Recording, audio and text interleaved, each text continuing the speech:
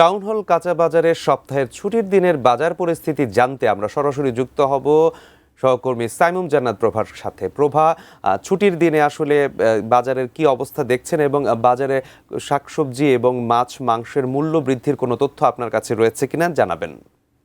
আমরা রয়েছি রাজধানীর মোহাম্মদপুর টাউন হল কাঁচা বাজারে। আমরা এখান থেকে জানাবো সপ্তাহের বাজার পরিস্থিতি, অর্থাৎ আজকে শুক্রবার ছুটির দিন। আমরা কিন্তু বাজারে এসে দেখেছি যে কোনো ক্রেতারা এসেছেন তাদের নিত্যপণ্য এবং সপ্তাহের যে বাজার সেটি করতে। বাজারে ঢুকেই যেটি চোখে পড়লো সেটি হলো, সাইমুল আপনি জানেন বেশ কিছুদিন ধরেই পোলাওর যে চাল রয়েছে সেটির দাম কিন্তু বেশ চড়া, অর্থাৎ যে প্যাকেটজাত যে পোলাওর চাল রয়েছে সেটি কিন্তু বিক্রি হচ্ছে 230 টাকা কেজি দরে, এবং যেগুলো খোলা চাল রয়েছে সেটি 210 টাকা।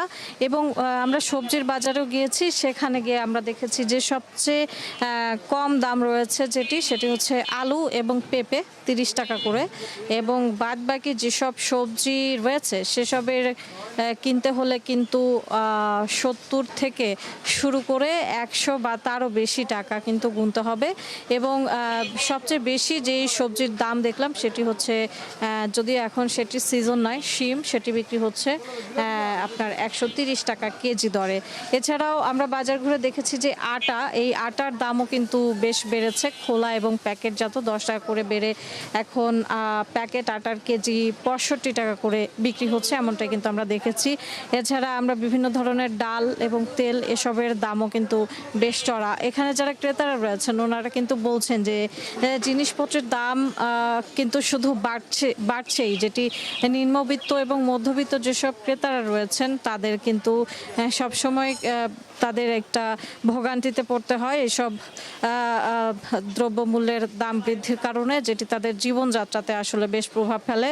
এছাড়া সাইমুল আপনাকে জানিয়ে রাখি যে মুরগি এবং মাছের বাজার যেটি রয়েছে এখানেও কিন্তু জিনিসপত্রের দাম বেশ চড়া রয়েছে। যারা ক্রেতা রয়েছেন তারা কেউ বলছেন যে বেশি দাম হওয়ার কারণে তারা কিন্তু তাদের যে চাহিদা বাজারের তারা কিন্তু সেটি কমিয়ে ফেলছেন, অর্থাৎ যেখানে তারা 3 কেজি বা 5 কেজি মাছ কিনতেন সেখানে তারা 1 কেজি মাছ কিনেই তাদের জীবন নির্বাহ করছেন, এমনটা কিন্তু তারা জানিয়েছেন। এবং যারা অন্য ক্রেতারা রয়েছেন ওনারা কিন্তু বলছেন যে দীর্ঘদিন ধরে তারা এ ধরনের যে একটা ঊর্ধ্বমুখী বাজারের যেই অভিজ্ঞতা সেটি তারা ভোগান্তি তারা পোহাচ্ছেন, এবং তারা কিন্তু এর একটা সুষ্ঠু সমাধান তারা কিন্তু চান, এবং তারা চান যে তাদের নাগালের মধ্যে এই জিনিসপত্রের দাম থাকুক। এ ব্যাপারে প্রশাসন এবং সরকার এবং অন্য কর্তৃপক্ষকেও তারা কিন্তু ব্যবস্থা নেওয়ার আহ্বান জানিয়েছে।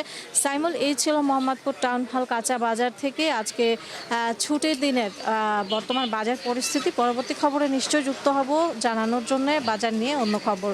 ধন্যবাদ সাইমুল।